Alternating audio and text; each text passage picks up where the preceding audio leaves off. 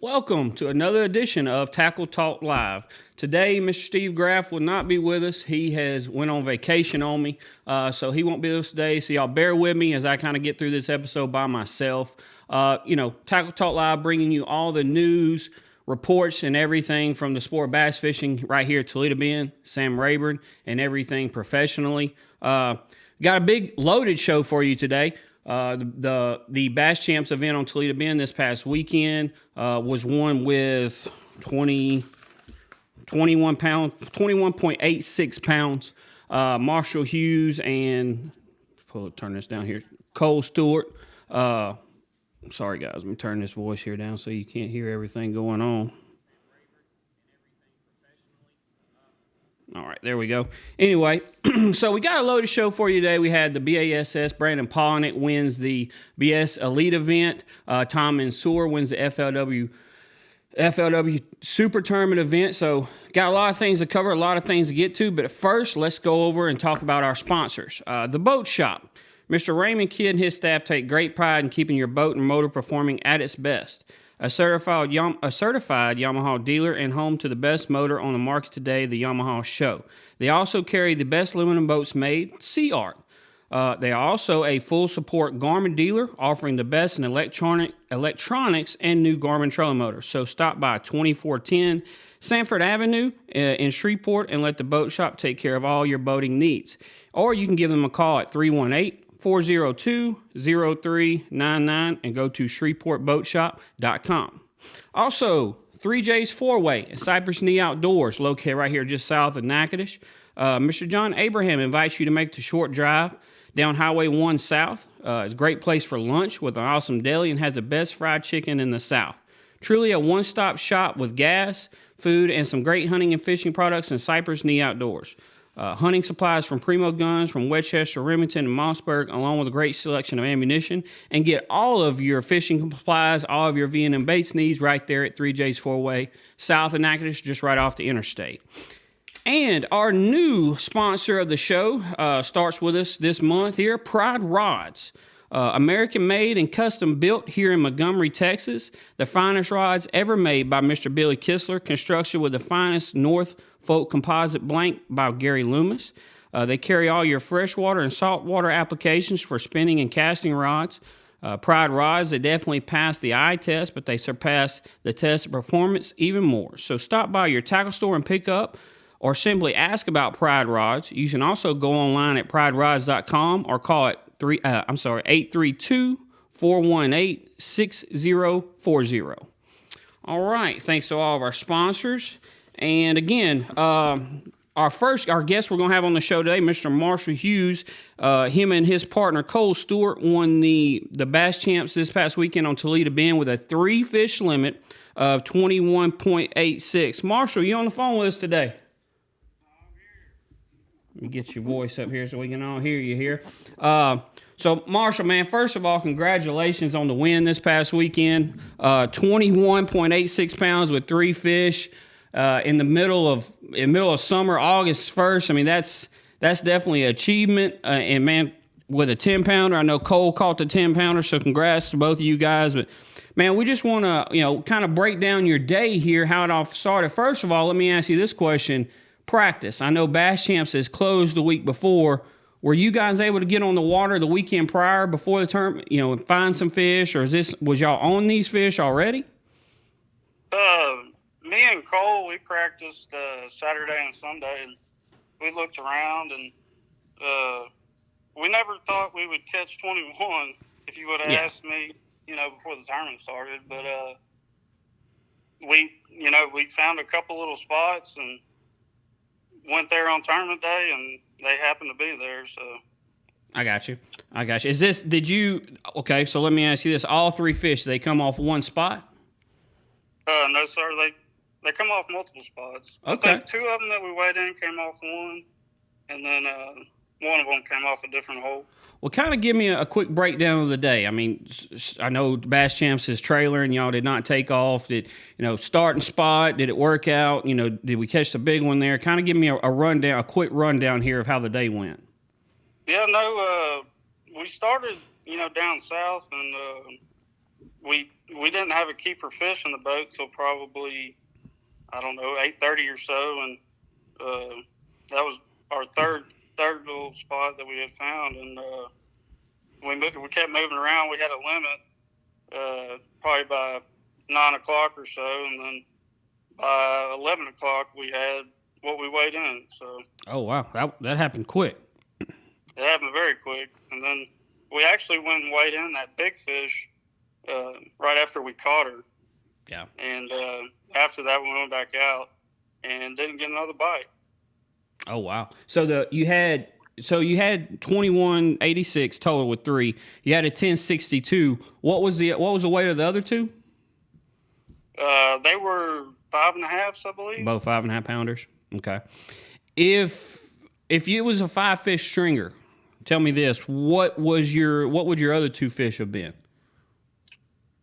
One of them was right at 5, and the other one was just under 5. Oh wow! So your 5-fish stringer, you're over 30 pounds. Yes, sir. That's pretty incredible. First weekend, and I mean the first day of August, in this heat in this summertime, you know that's saying something for you guys to bring in that kind of stringer. I mean that's pretty awesome. All right, let's break down baits techniques. I mean, you don't have to get too specific if you don't want to. I'm assuming summertime pattern. We're a big worm football jig. Are we cranking any? Are we doing any of that? Just your typical summertime offshore deals. You know, throwing a Texas rig, Carolina rig, and a jig. I haven't been able to get a crankbait bite here lately. But, Right. Right. That was about it. You know, kept it simple. Yeah.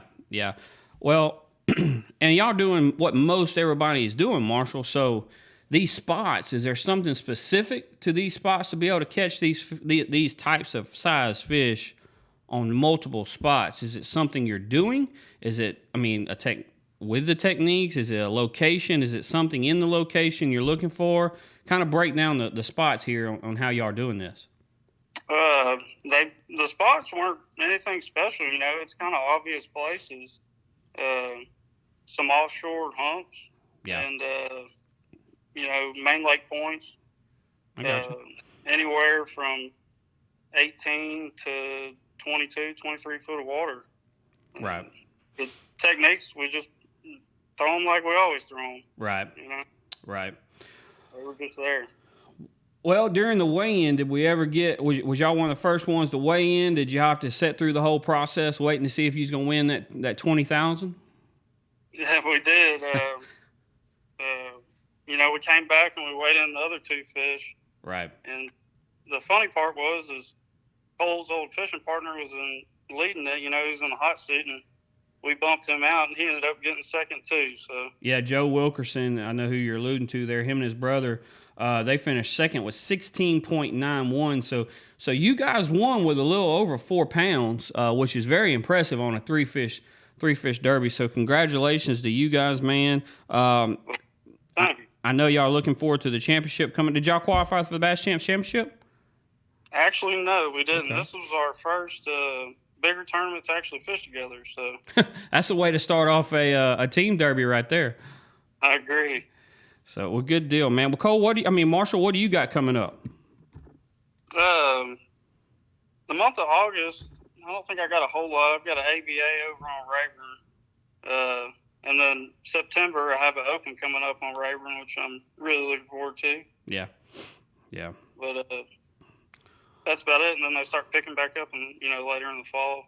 Right. Well, Marshall, man, I appreciate you coming on today. I just want to say congratulations on a heck of a job. Job well done and a great stringer. And I just appreciate you coming on the show and kind of breaking it all down for us. Yes, sir. I appreciate it. All right. Thank you, sir. Mr. Marshall Hughes from the winning team of Hughes and Stewart that won the Bass Champs event this past weekend. Looking at the weights from Bass Champs and coming off the McDonald's Big Bass Splash, I'm really surprised that the weights it took in the McDonald's, and very, very surprised at the weights it took for Bass Champs. 3 fish, 21.86 won it. Second place, Wilkerson, 1691. 16 pounds was third. All the way down, 22nd place was 11.02 got paid. So you're looking at almost a 4-pound average to get paid, just under a 4-pound average to get paid for Bass Champs in 22nd place on August 1st. So, I'm very interested to see Toledo going forward in the fall and in the spring coming up. I think we're going to have a really good spring. For this time of year, it's really showing out. I know there was an 11-pounder caught yesterday on Toledo, and there was 2 9s caught this past weekend, along with Cole and Marshall's 10-pounder that was caught during Bass Champs on Saturday. I know there was another 9-pounder, B.J. Hester and David Zudak Jr. caught a 969 in Bass Champs on Saturday, and it's getting me excited for somebody who's right here that grew up on Toledo Bend. I haven't been over there lately. I've just had too much been going on, but man, I'm really getting excited on what's to come with Toledo Bend.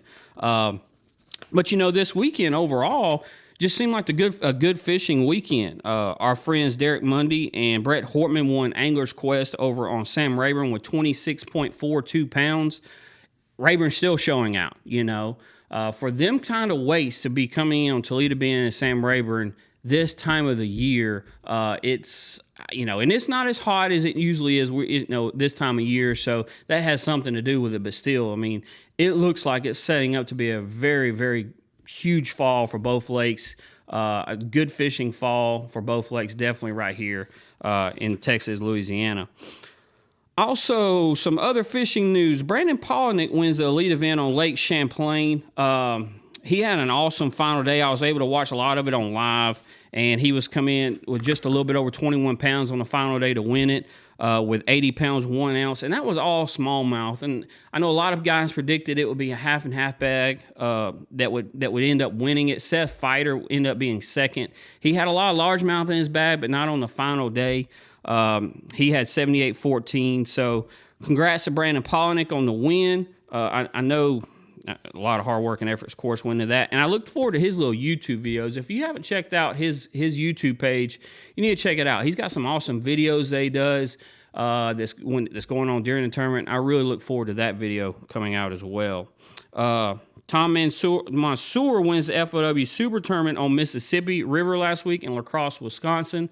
Tom, local guy right there, 70 years old, I believe. Congrats to him. Awesome job, well done. Those guys, it was a tough week. It was a very tough week. And for Jacob Wheeler come in second, is to finish what he's doing right now and the terror he's on. But congrats to Tom. On that win against, and that's the super tournament where all the MLF guys came over and fished with him as well. So again, job well done to him. Upcoming events: the ABA Bass Pro Shop Open Series. The makeup event will be August 15th out of Umphrey Pavilion. Before the circuit heads to Lake Texoma September 12th and 13th for its 2-day championship. The Sealy Big Bass Splash on Lake Fork was September 18th, 19th, and 20th. And then the Cowboy Division BFL will have its super tournament. It'll be the 2-day championship on Rayburn September 26th and 27th. Like I was mentioning earlier, I'm really excited for fall fishing that's coming up throughout August and September for both lakes. Again, August 1st, you had over 21 pounds to win the 3-fish tournament on Toledo, and over 26 pounds wins the Angler's Quest on Sam Rayburn. So, for that to be doing this in August, it's, no telling what's coming for us in the fall. Really anxious to see what the Open does here in September. See the weights that are brought in there with as hot as Rayburn is. So really anxious to see what those weights look like there. Kind of finishing things up, I again want to appreciate Marshall Hughes for coming on the show with us today. And thanks to all our fine sponsors for becoming a sponsor of the show. And if you're interested in sponsoring the show, go to our Facebook page and message us. You can message us on there if you're interested in doing anything with us and supporting us for what we're doing here for Toledo Bend and Sam Rayburn. Also, for this week's Tackle Talk show tip of the week, talking a little bit about, I get a lot of questions about crankbaits, balsa baits, plastic baits, and the difference. I work with V&M is also a sister company with Black Label Balsa. And the biggest question I get asked is Balsa baits versus plastic baits. When, where, how, what's the difference? Why fish a balsa when it's so much more expensive? Cliff Pace and myself filmed a little, Cliff filmed the video a couple years ago kind of describing the difference in the baits, when to fish either one. There's always, a time and place to fish both. It's a great little video, so make sure you check it out here. And any questions you got, you can always message us here on Tackle Talk Live. And as always, tune in every Monday, noon Central Time, here on Tackle Talk Live on our Facebook Live or our YouTube video. Thanks, guys, and I'll see you again next week. I get asked all the time, and it's a question that a lot of people are curious about when it comes to square bills, is plastic or balsa. And there's kind of a few things that I can kind of tell you that I use as a rule of thumb when I make a choice, whether I choose my Jackal Alaska square bill or my Black Label square bill as to which one I'm going to throw. And there is definitely a time and a place for each. The primary difference for me is what kind of cover I'm fishing it in or around. Your square bills are a silent bait. Typically they have a wider wobble, they displace a little more water, but they don't have rattles. That wider wobble and displacement of more water makes them excellent choices in real dirty water. And typically your square bills, your balsa ones, are going to come through cover better for some reason. They're just more buoyant, and they actually have more of a reverse ability because of the way they're built. They're real weight forward, and they have more of a reverse ability to back out of cover. If you crank this into the crack of a tree or something like that, the fork of a branch, this bait's going to back its way out of there much easier than a plastic bait will. Where I really choose the plastic bait is in and around like a grass type situation. If I'm cranking the outside edge of a grass line, I like the fact that the plastic bait has rattles in it when I'm cranking the edge of that grass. And that grass is really, really thick. If a fish is buried up in that grass, there's a big difference between drawing that fish out of grass versus drawing it off of a piece of isolated wood. The rattles, I think, help the fish come out of the grass and get the bait. It lets them know the bait's there. The plastic bait will actually rip out of grass better and cleaner than what a balsa bait will. So there's definitely a time and a place for both, and you definitely need to have both in your boat, and just kind of experiment it. But if you'll take what I'm saying and try it, I think you'll see what I mean. You're going to find you're more successful around vegetation with a plastic bait, and you're going to be more successful around just wood cover with a balsa bait. That's kind of where I start with it typically, and it rings true most of the time.